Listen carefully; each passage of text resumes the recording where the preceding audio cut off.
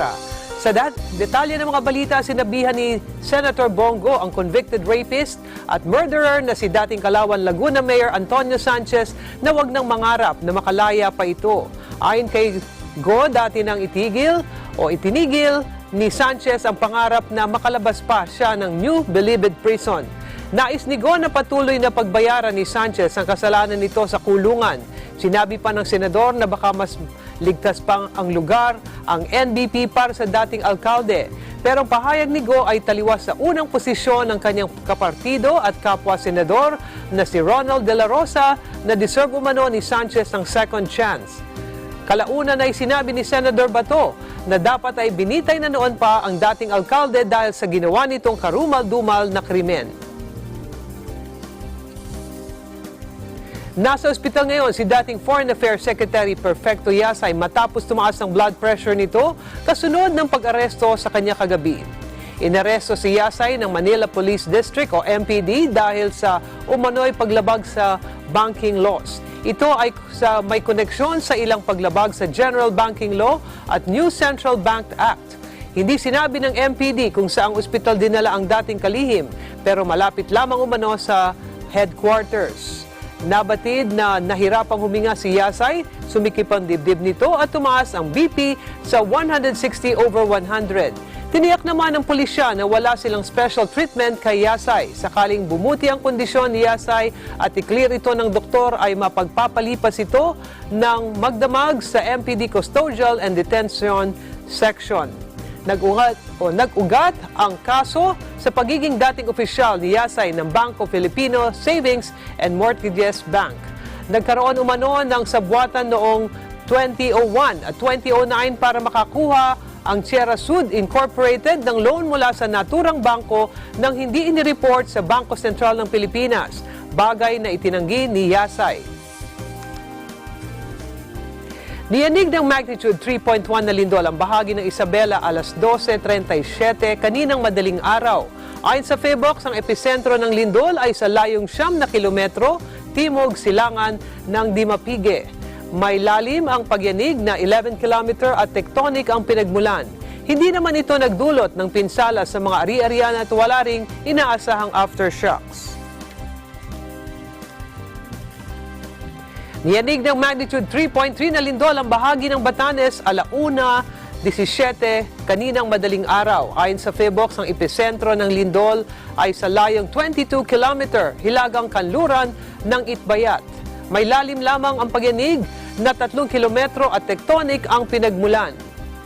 Hindi naman nagdulot ng pinsala sa mga ari-arian ang lindol at wala ring inaasahang aftershocks. Naisamyandahan ng Axis Party List Representative Eric Yap ang RA 10592 o ang batas na nag-aamyenda sa revised Penal Code. Hindi anya katanggap-tanggap ang pagbibigay ng kalayaan kay dating Calauan Laguna Mayor Antonio Sanchez na sangkot sa isang karumal-dumal na krimen. Kailangan anyang lagyan ng kriteria ang mga krimen na nararapat lamang mabigyan ng good conduct at hindi nararapat na maisama dito ang mga mabibigat na kaso katulad ng rape with murder ni Sanchez. Sinabi nito na nakikita ngayon ang butas ng batas. Kinwestiyon rin nito ang naging batayan ng paggawad ng good conduct kay Sanchez na nito lamang 2010 ay nahulihan ng 1.2 o 1.5 million pesos na halaga ng shabu sa loob ng New Bilibid Prison at noong 2015 ay nakumpiskahan ng flat screen TV at air conditioning units sa kanyang kubol. Ayon kay Yap, sumulat siya kay Justice Secretary Menardo Guevara upang muling pag-aralan ang pagbibigay ng allowance for good conduct para sa pagpapalaya kay Sanchez sa ilalim ng RA 10592. Susunod, paghingi ng permiso ng foreign vessels, hindi labag sa freedom of navigation ayon sa Malacañang. Ang detalye niyan sa pagbabalik ng Agila Balita sa umaga. Agila Balita.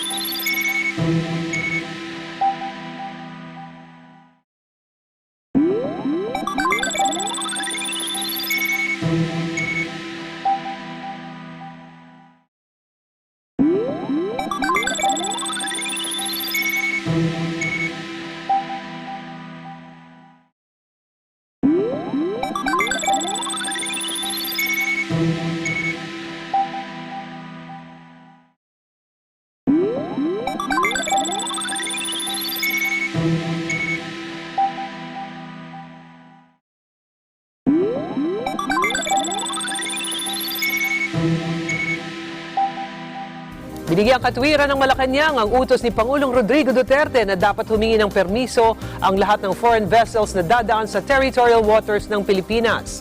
Sinabi ni Presidential Spokesperson Salvador Panelo na tulad ng sinabi ng Presidente, gagawin ang paghingi ng permiso upang maiwasan ang hindi pagkakaunawaan. Mas maganda na rin anyang alam ng gobyerno ng Pilipinas ang pagdaan ng foreign vessels upang matiyak ang kanilang seguridad.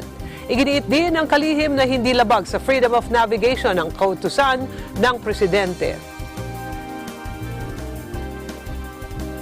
Ilan pang lalawigan ang nagpatupad ng temporary ban sa pag-angkat ng baboy sa gitna ng pangamba sa African Swine Fever o ASF.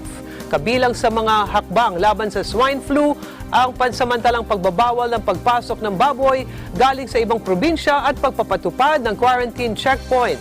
Pansamantala rin isinara ang mga lagakan ng baboy sa Giginto, Bulacan. Binuo naman ng isang task force sa Cebu para hindi magkahawahan ng sakit ang mga alagang baboy. Sa Pampanga, ininspeksyon ng Provincial Veterinary Office ang mga babuyan sa lalawigan para malaman kung may mga baboy na tinamaan ng ASF.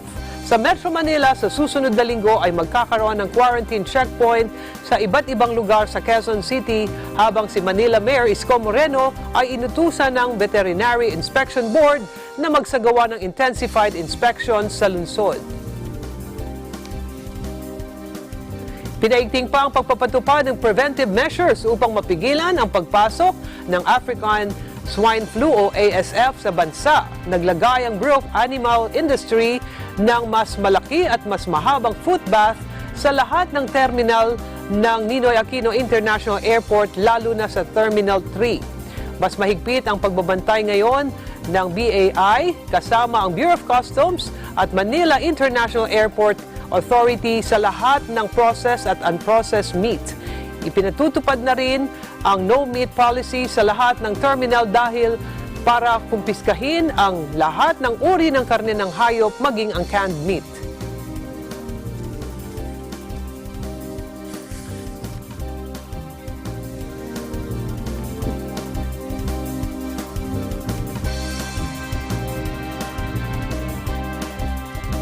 Sa Balitang Probinsya, mahigit 130 bahay ang napinsala sa nangyaring sunog sa Matina, Aplaya, Davao City. May detalye si Bea Sumarca.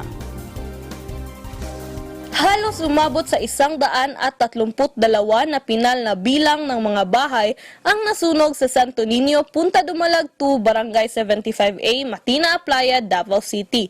Nagsimula ang sunog pasado alas 8 ng umaga sa bahay ng isang residente na kinilalang si Maricel Barcenas. Naapula naman ang sunog pasado alas 11 ng umaga. Ayon sa Bureau of Fire and Protection Unit na siyang umaksyon sa nangyaring sunog ay electrical arcing o electrical faulty wiring ang sinasabing dahilan ng sunog. 2 bata ang itinalang casualty at halos 1.3 milyong piso naman ang aabuting halaga ng mga napinsala. Pansamantala namang inilikas ang mga biktima ng sunog sa isang covered court ng barangay. Mula rito sa lungsod ng Davao, Para sa Eagle News, Vea Sumarca, I am one with 25. Sa iba pang balitang probinsya, niyanig naman ng magnitude 4.2 na lindol ang Davao, Lanao del Sur. Wala namang naiulat na pinsala dulot ng paglindol pero nagdulot ng pangamba sa mga residente ang posibleng aftershocks. May detalye si Jessil Bitanga. And seismology of Fivolx. Ayon sa Fivolx, may lalim itong 2 kilometers na ang sentro nito ay sa Davao, Lanao del Sur.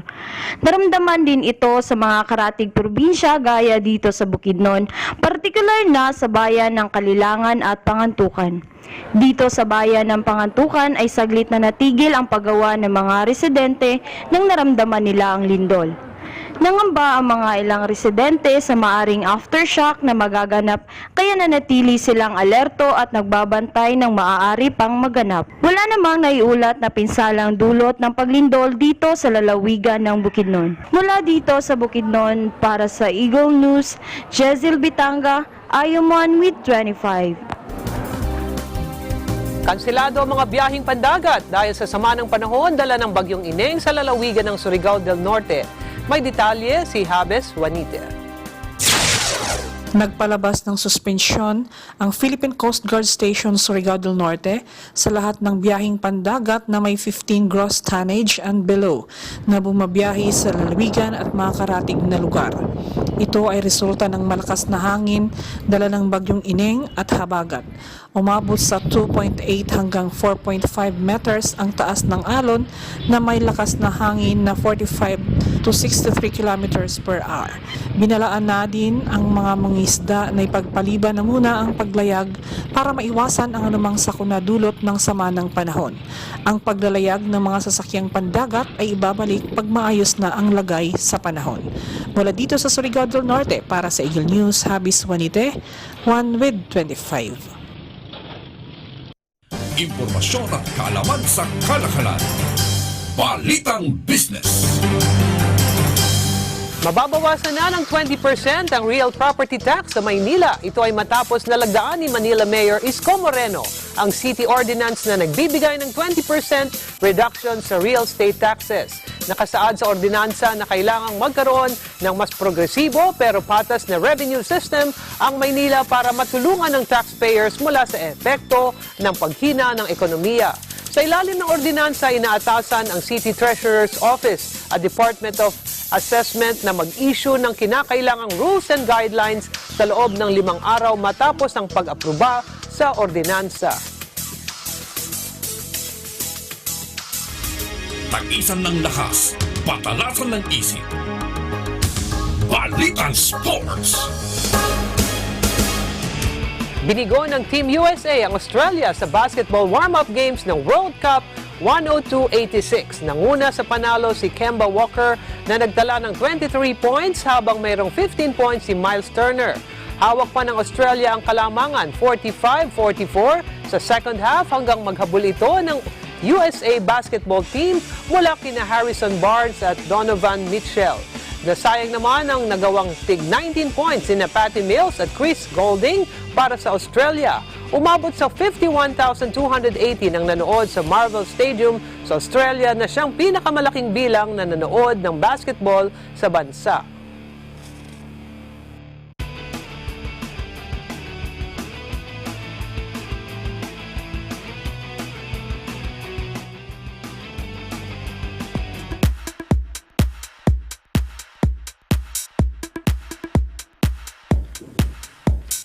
Nanguna sa listahan ng world's highest paid actors ng Forbes magazine ng Hollywood actor na si Dwayne "The Rock" Johnson. Ayon sa Forbes, kumita ng $89.4 million mula June 2018 hanggang June 2019 si Dwayne dahil na rin sa pelikula nitong Jumanji at Fast and Furious. Noong nakarang taon ay pumangalawa lamang si Johnson mula sa actor na si George Clooney. Sumunod sa listahan ay sina Chris Hemsworth, Robert Downey Jr., Akshay Kumar, Jackie Chan, Adam Sandler, Bradley Cooper, Chris Evans, Paul Rudd at ang top 10 ay si Will Smith. Kakaiba! Katakataha. Kagulat-gulat.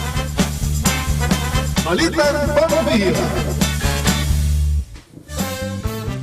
Pinakamaanghang na siling yellow habanero mula sa bansang Mexico na ginagamit na sangkap, pagkain at condiments makikita na sa bayan ng Gloria Oriental, Mindoro. May report si Mario San Juan Florencondia.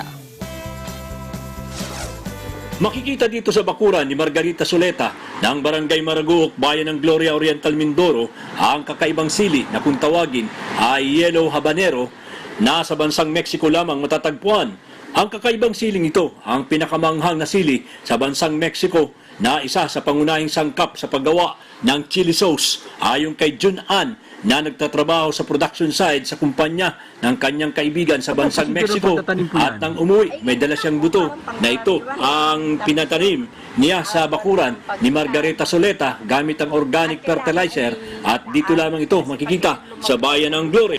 Ang siling ito ay kakaiba, una dahil sa kanyang hugis at kulay kapag siya ay hinog na at higit sa lahat dahil sa kanyang anghang na tumatagal ng 3 araw sa bibig at may kakaibang amoy o bango o aroma at masarap sa lasa na di katulad sa siling labuyo na bagamat maanghang din subalit sandali lang ang anghang na darama. Sa darating na August 25, 2019 sa gaganaping Sili Festival o Labuyo 100 sa Chino Roses, Makati, nadadaluhan ng mga malalaki at kilalang manufacturer sa buong bansa ng chili sauce at ilang pagkain katulad ng pansit canton na ginagamitan ng siling labuyo na kung saan ay inimbitahan ang Eagle News team ni Jun An na isa sa mga producer ng sili at organizer ng nasabing event upang saksihan ang gagawing pagkain ng siling labuyo bilang simbolo ng kanilang paggamit ng sili bilang sangkap sa kanilang pagkain. Ito rin ang pagkakataong ma-introduce ang sili yellow habanero na maging pangunahing sangkap sa paggawa ng chili sauce at pagkaing manghang na magbibigay ng panibagong sarap at lasa sa mga Pinoy na mahilig sa pagkain ng maanghang at magbibigay daan din ng dagdag kita sa mga maggugulay na taga-Oriental Mindoro. Mula sa Oriental Mindoro para sa Eagle News, Mario San Juan Florencondia, I am one with 25. Mukhang hot talaga yan. At yan ang naging kabuuan ng ating mainit na balita sa pangalan ng ating mga kaagapay sa Eagle News Service. Ako si Maylene Mariano Rivera. Happy weekend sa ating lahat. And I am one with 25. Susunod ng programa ang Saganang Mamamayan kasama sina Congressman Dante Marcoleta at Jen Subarjaga.